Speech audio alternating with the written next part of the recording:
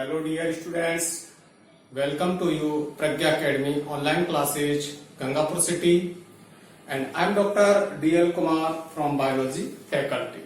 Now today we discuss unit sexual reproduction in flowering plants और इसके to small topic दो छोटे बिंदु हैं उनका अपन यहाँ डिस्कस करेंगे। तो छोटे टॉपिक है, एक अपन बात करेंगे difference between chasmogamy and cleistogamy, उन्मिलियता और अनुन्मिलियता में अंतर, और दूसरा टॉपिक अपन बात करेंगे इंपॉर्टेंस ऑफ सेल पॉलिनेशन। इससे पूर्व की वीडियो में बेटा अपन ने सेल पॉलिनेशन क्या है और उसके प्रकार अपन ने बात किए थे। इसके अलावा सेल पॉलिनेशन के लिए क्या क्या एडेप्टेशन है प्लांट्स में वो अपन ने डिस्कस किए थे। और आज हम बात करेंगे दो छोटे टॉपिक जिसमें हम उन्मिलियता और अनुन्मिलियता में क्या अंतर है और सेल पॉलिनेशन के क्या इंपॉर्टेंस है, स्वपरागण के क्या महत्व है, वो अपन बात करेंगे इस वीडियो में। चलिए अपन बात करते हैं सबसे पहले अंतर। देखिए अपन बात कर रहे हैं difference between chasmogamy and cleistogamy. First different अपन बात करें। देखिए यदि वर्ड में बात करूं तो ये है कैस्मो, और कैस्मो मीन्स होता है ओपन, और गेमी मीन्स आपको पता है क्या है, शादी। तो गेमी मीन्स शादी, ठीक है। तो क्या भाई ओपन या शादी, एक तरीके से ये होगी खुले पुष्प, ठीक है। उससे अपन क्या कहते हैं, उन्मिलियता कहते हैं। दूसरा वर्ड अपने क्लिस्टोगेमी, जो वर्ड है क्लिस्टो, वो क्लिस्टो मीन्स होता है क्लोज, और गेमी मीन्स क्या है, वही शादी। गेमी मीन्स है शादी, ठीक है। तो एक क्लोज शादी अपन शाब्दिक अर्थ देखें तो यह है खुली शादी। देखिए अभी कौन सा काल चल रहा है, कोरोना काल चल रहा है, कोविड-19 बहुत ज्यादा इफेक्ट कर रहा है। अभी अगर आप शादी देखें तो एक ओपन रूप से शादी नहीं हो रही, एक क्लोज रूप से शादी हो रही है जिसमें अधिकतम 50 मेंबर होंगे, और एक गार्डन में नहीं गुपचुप रूप में ही शादी कर रहे हैं। ये क्या है, क्लिस्टोगेमी। एक तरीके से कौन सी शादी हो रही है, गुपचुप शादी हो रही है, अपने आप क्लोज रूप में। एक अपन आज से 6 महीने पहले की शादी की बात करें, 12 महीने पहले की शादी की बात करें, फ्यूचर में क्या होगा वो तो पता नहीं है, परंतु इससे पीछे की शादी की बात करें तो खूब धूम धड़ाके से होती थी, खुले गार्डन में ओपन रूप से, खूब क्या निकल रही है, बिंदोरी निकल रही है, बारात निकल रही है। तो ये क्या है, कैस्मोगेमी, उन्मिलियता। तो शाब्दिक वर्ड जो है इसका अगर अपन अर्थ देखें, इस वर्ड का शाब्दिक अर्थ देखें तो ये है एक तरीके से ओपन शादी, और ये है एक तरीके से क्लोज शादी। क्लियर। अब देखिए ये तो हो गया इस वर्ड का मीनिंग। सेकंड डिफरेंट अपन बात करें तो उन्मिलियता मीन्स क्या होता है बेटा, जो कंडीशन है यहां पर वो है ओपन फ्लावर। तो यहां जो कंडीशन होगी इसमें खिले पुष्प या खुले पुष्प वाली दशाएं। कौन सी दशाएं हैं, खुले पुष्प वाली दशाएं। यहां कौन से का बंद पुष्प या पुष्पीय दशाएं, यहां बंद पुष्प वाली दशाएं होंगी। तो यहां इस स्थिति में पुष्प क्या रहेंगे, खुले, कैलेक्स, बिल्कुल एकदम खिला, जैसे रोज का पुष्प खुला होता है उस तरीके से। तो ये कौन सी स्थिति है बेटा, ओपन फ्लावर वाली, यानी मैच्योर फ्लावर, जो परिपक्व पुष्प है वो खिल जाएंगे। यहां पुष्प हमेशा बंद रहेंगे, तो ये पुष्प की बंदी स्थिति है या बंद पुष्प की स्थिति है, यहां खुले पुष्प की स्थिति है। नंबर थर्ड डिफरेंट अपन बात करें तो देखो बेटा, पहला डिफरेंट हुआ वर्ड मीनिंग में, यह है ओपन शादी, यह है बंद शादी। ये इसमें अगर अपन कहें तो पुष्प जो है बंद स्थिति में रहता है, और इसमें पुष्प इसमें पुष्प जो है खुली स्थिति में रहता है, और इसमें पुष्प बंद स्थिति में रहता है। नेक्स्ट डिफरेंट अपन बात करें यहां, तो देखिए जो खुली स्थिति होगी, यहां सेल्फ पॉलिनेशन और क्रॉस पॉलिनेशन दोनों की स्थितियां बनती है। तो यहां दोनों यानी स्वपरागण व पर परागण दोनों होते हैं। यहां केवल और केवल किसकी स्थिति रहेगी बेटा? स्वपरागण। तो केवल स्वपरागण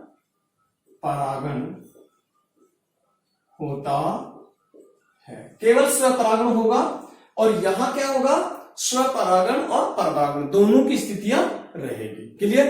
तो कैस्मोगेमी में स्वपरागण भी हो सकता है, परपरागण भी हो सकता है। यहां केवल कौन सा होगा? स्वपरागण होगा। क्लियर? जो कि मैंने पहले भी बता रखा। दूसरी अपन बात करें फोर्थ डिफरेंट, फर्स्ट डिफरेंट शब्द में है, दूसरा डिफरेंट स्थिति है, तीसरा डिफरेंट परागण की स्थिति है। तो इसमें स्व और दोनों परागण होंगे, यहां स्व परागण होगा। फोर्थ नंबर का डिफरेंट अपन बात करें तो देखिए जो पोलिनेशन की क्रिया होती है किसमें?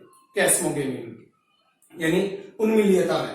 तो इसमें एक्सटर्नल और इंटरनल जो दशाएं दोनों से प्रभावित होगा। तो देखिए बेटा जो परागण है, परागण की क्रिया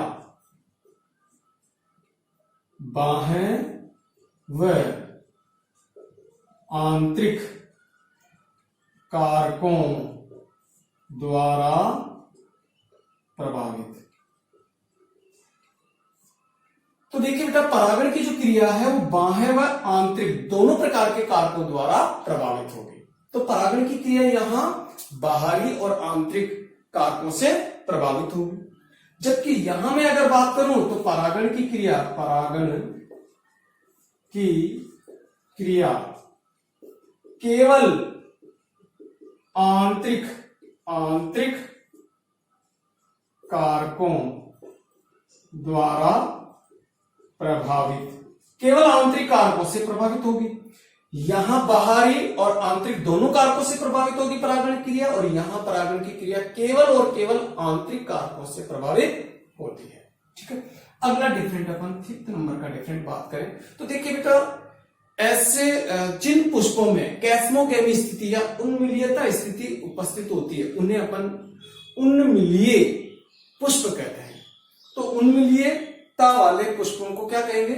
उन्मीलिय पुष्प कहते हैं। तो देखो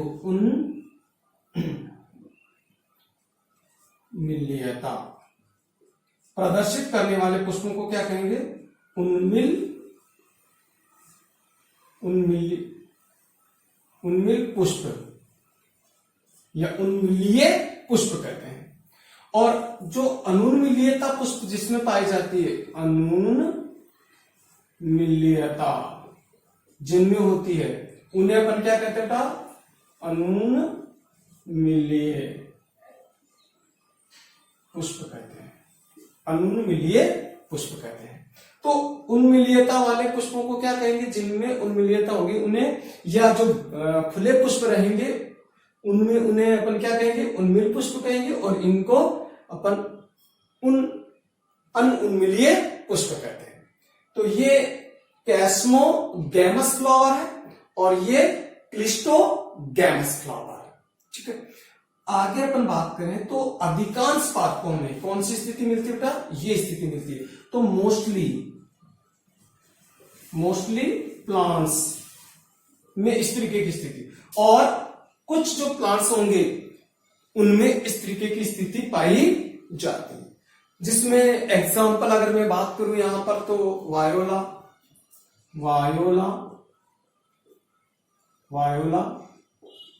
जंकस, ड्रोसेरा, कोमेलाइना, ठीक है, ऑक्जेलिस पादपों में कौन सी स्थिति होती है? अनुन्मीलियता स्थिति या क्लिस्टोगेमी पोजीशन पाई जाती है। तो देखिए अपन ने डिफरेंट देखा, तो यहां पर अपन ने सबसे पहला डिफरेंट नजर आया कि ये ओपन गेमी है या खुली शादी को प्रेजेंट कर रहा है, और ये एक बंद शादी को प्रेजेंट करता है। ये पुष्पों की खुली स्थिति को प्रदर्शित करता है, ये पुष्पों की बंद स्थिति को बताता है। यहाँ स्वपरागण और परपरागण दोनों संभव है, यहाँ केवल स्वपरागण संभव है। यहाँ अपन बात करें तो परागण की क्रिया केवल बाहरी कारकों से प्रभावित होगी, है नो, केवल बाहरी नहीं, बाह्य और आंतरिक कारकों से प्रभावित होती है, और यहां केवल बाहरी कारकों से प्रभावित होती है। यहां अगर मैं कहूं तो उन्मीलियता प्रदर्शित करने वाले पुष्पों को उन्मील पुष्प कहते हैं, और अनुन्मीलियता प्रदर्शित करने वाले पुष्पों को अनुन्मीलीय पुष्प कहते हैं। यहां मोस्टली प्लांट्स में, ज्यादातर प्लांट्स में इस तरीके की स्थिति देखने को मिलती है कि उनमें जो है उन्मीलियता पाई जाती है, और यहां जो है कुछ पादपों में ही ये स्थिति देखने को मिलती है। ठीक है, तो ये डिफरेंट है। इसके अलावा अपन यहां बात करें तो इसमें नॉर्मल कंडीशन होती है, तो एक सामान्य परिस्थिति 7 नंबर का अगर अपन डिफरेंट बात करें तो सामान्य दशाएं होती है, दशाएं सामान्य परिस्थितियां रहेगी। और यहां अब अपन का फेल सैप डिवाइस पाई जाती है, तो फेल सैप डिवाइस स्थिति, पोजीशन, जो कंडीशन है वो फेल सैप डिवाइस वाली कंडीशन प्रेजेंट होती है, जबकि यहां सामान्य दशाएं होती है। तो ये है बेटा डिफरेंट किसमें, कैस्मोगेमी और क्लिस्टोगेमी।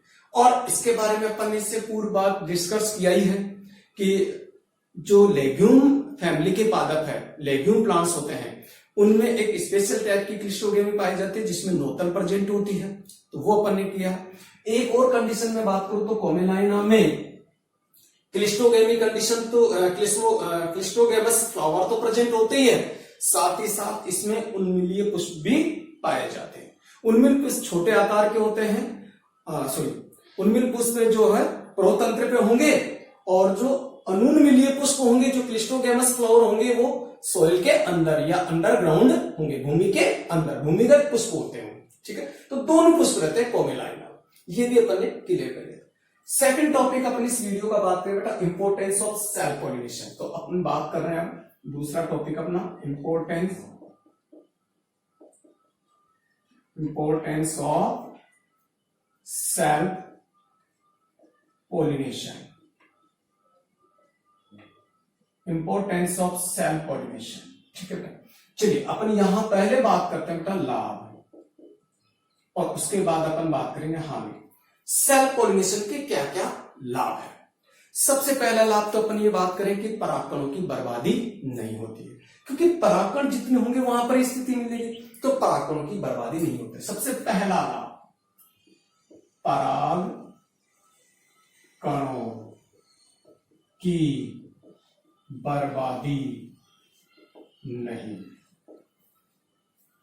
परागकणों की बर्बादी नहीं होती है, क्योंकि जो क्रॉस पॉलिनेशन है उसमें बहुत सारे परागकण बर्बाद होते हैं, जबकि यहां परागकणों की बर्बादी नहीं होगी। पहली। दूसरी बात करें, परागण की संभावना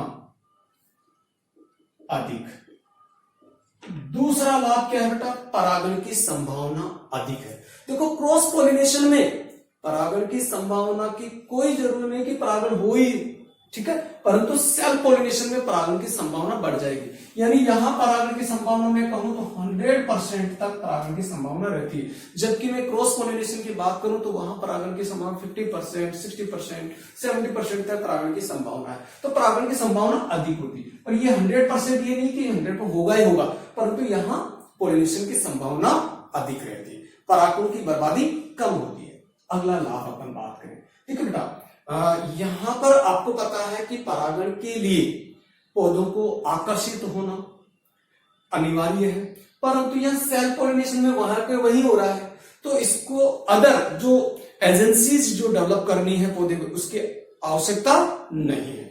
तो यहां पर परागण हेतु पौधे को आकर्षक या जो भी अदर एक्टिविटीज या अदर जो डिवाइस है उनको डेवलप करने की आवश्यकता नहीं है। तो परागण हेतु आकर्षक आकर्षक यंत्र विकसित करने की आवश्यकता नहीं है।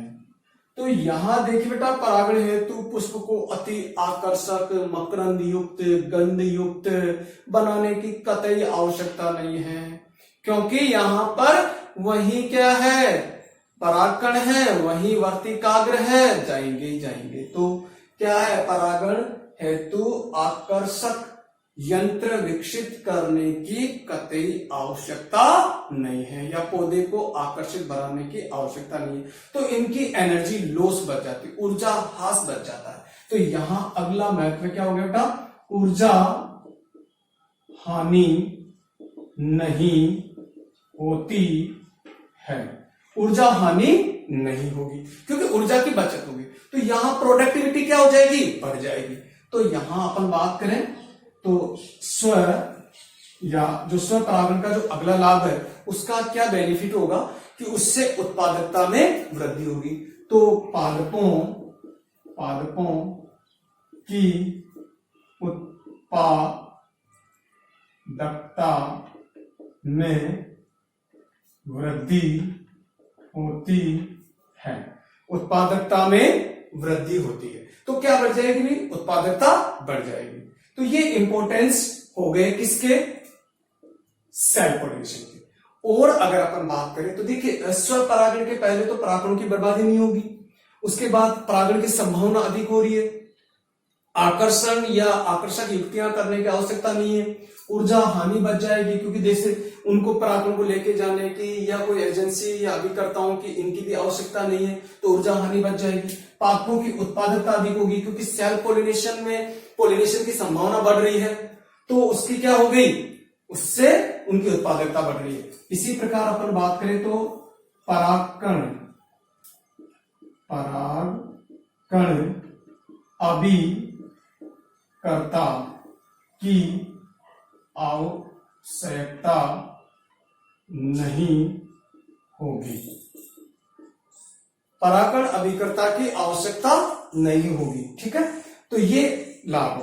इसके अलावा अपन बात करें तो इसमें जो हानिकारक उत्परिवर्तन बने रहते हैं कभी कभी, वो हानिकारक उत्परिवर्तन भी पैदा नहीं होते हैं। तो अगला लाभ अपन बात करें तो हानिकारक उत्परिवर्तन नहीं होते, ठीक है।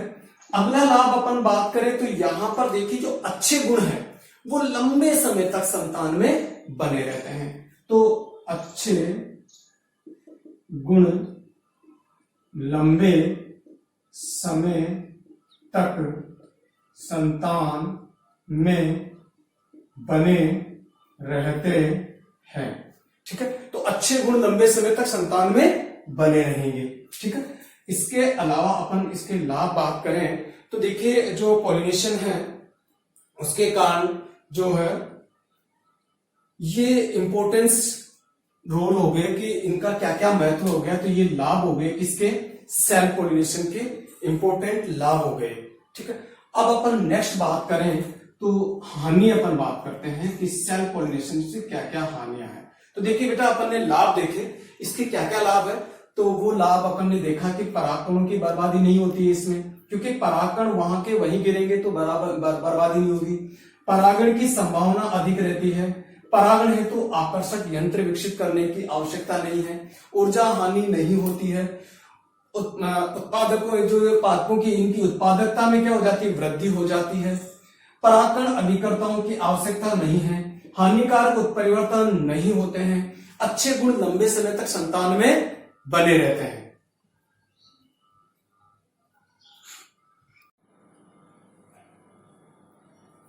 तो देखिए बेटा, अपन ने सेल्फ पॉलिनेशन के लाभ देखे, अब अपन बात कर रहे हैं सेल्फ पॉलिनेशन के हानियां, क्या क्या हानि है। तो देखिए बेटा, एक तो अपन सबसे पहले बात करें तो इसमें जो नए लक्षण है वो बहुत कम पैदा होते हैं। तो जो संतान पैदा होगी तो संतान में नए लक्षण नए लक्षण कम पैदा होते हैं। तो नए लक्षण कम पैदा होंगे। दूसरी अपन बात करें, अगर देखिए बेटा जनकों में यदि कोई रोग हो रखा है तो वो रोग संतान में भी संचरित हो जाता है। तो रोगों का संचरण हो जाता है। तो रोगों का संचरण हो जाता है। अगली अगर अपन बात करें तो इनमें रोग प्रतिरोधक क्षमता भी कम हो जाती है।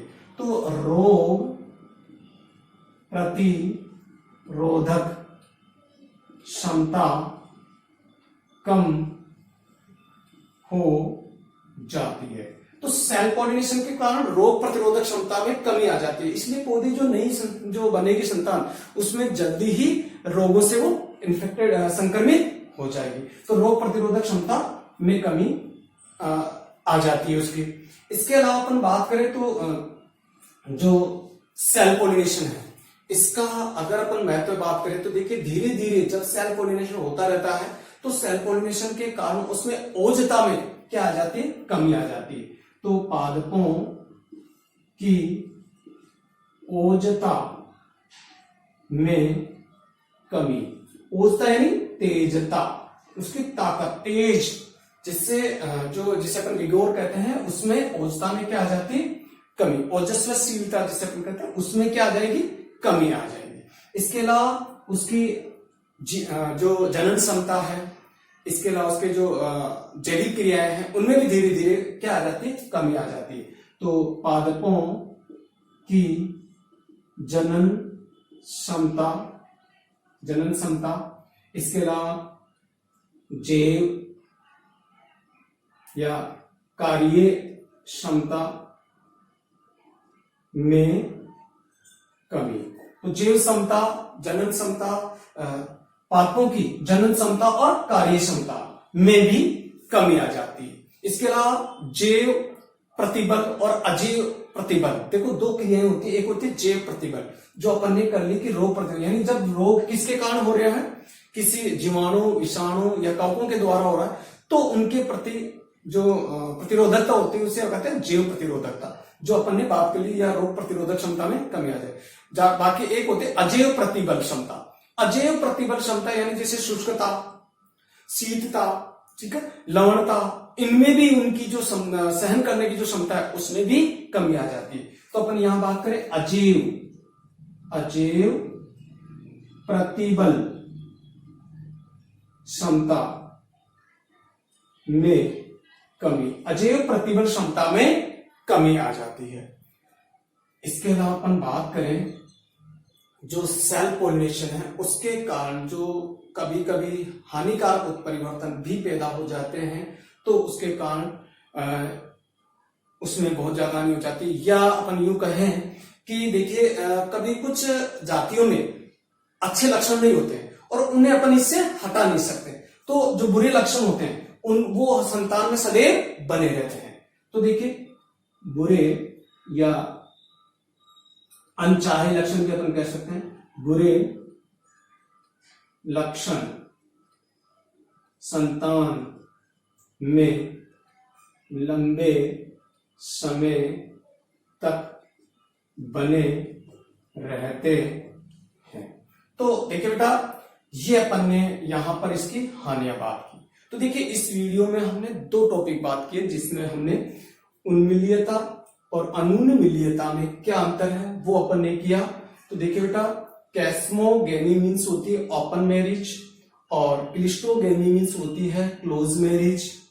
ये पुष्प की खुली स्थिति को प्रदर्शित करती है, ये पुष्प की बंद स्थिति को प्रदर्शित करती है। इसमें स्वपरागण और परपरागण दोनों संभव है, यहाँ केवल स्वपरागण संभव है। परागण की क्रिया बाह्य और आंतरिक कारकों द्वारा नियंत्रित होती है, यहाँ केवल परागण की क्रिया आंतरिक कारकों द्वारा नियंत्रित होगी। यहां अगर मैं बात करूं तो उन्मीलियता वाले जो लक्षण हैं उनको पुष्पों को अपन उन्मील पुष्प कहते हैं, यहां उसे उन्मीलीय पुष्प कहते हैं अपन। ये मोस्टली प्लांट्स में प्रेजेंट होती है और ये कुछ एग्जांपल्स जो है वायोला है, जंकस है, ड्रोसेरा है, कोमेलाइना है, इनमें उपस्थित होती है।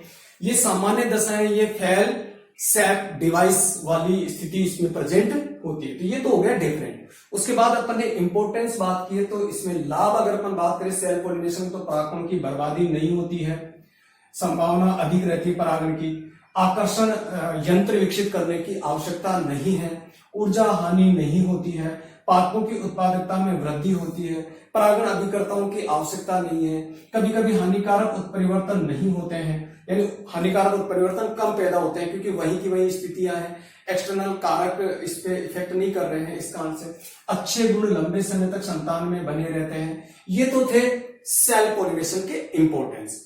अगर अपन इसके डिसएडवांटेज या हानि बात करें तो संतान में नए लक्षण कम पैदा होते हैं, रोगों का संचरण हो जाता है, रोग प्रतिरोधक क्षमता में कमी होती है, पादपों की ओजता में कमी आ जाती है, पादपों की जनन क्षमता और कार्य क्षमता में कमी आ जाती है, अजैव प्रतिबल क्षमता कम हो जाती है, यानी जो पर्यावरणीय कारक है उसके अनुकूल वो नहीं रह पाता है, बुरे लक्षण जो है संतान में बने रहते हैं, या अपन कहें कि अच्छी क्वालिटी के लक्षण जो होते हैं कोई संतान में जो कुछ अच्छे लक्षण नहीं है वो भी बने रहते हैं, उनको हटाया नहीं जा सकता। तो ये था बेटा आज के वीडियो में, जिसमें हमने दो टॉपिक बात किया, difference between chasmogamy and cleistogamy condition and importance of cell pollination. Okay students, thank you, जय हिंद, जय भारत।